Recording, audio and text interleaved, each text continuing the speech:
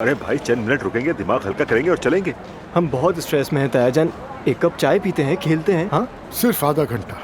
मैं सिर्फ यहाँ चाय पीऊंगा, खेलूंगा नहीं, उसके बाद चला जाऊंगा। ठीक है, जबरदस्त। उम्मीद है चाय अच्छी होगी।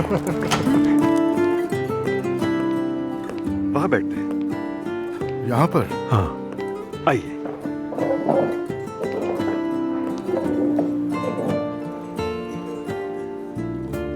एक्सक्यूज मी, क्या हमें 3 चाय लाकर दे सकते हैं? बहुत शुक्रिया। Thank you. शुक्रिया।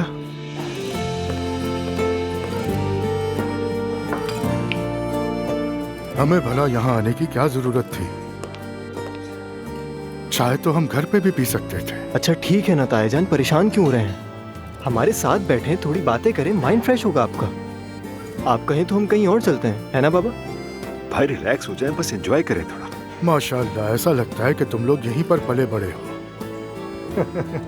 हमें इस लम्हे को थोड़ा यादगार बनाना होगा बाबा। अरे बस अरे रहने आप दो रुके बेटा। ना तायाजान। अरे भाई लेने दे इसे।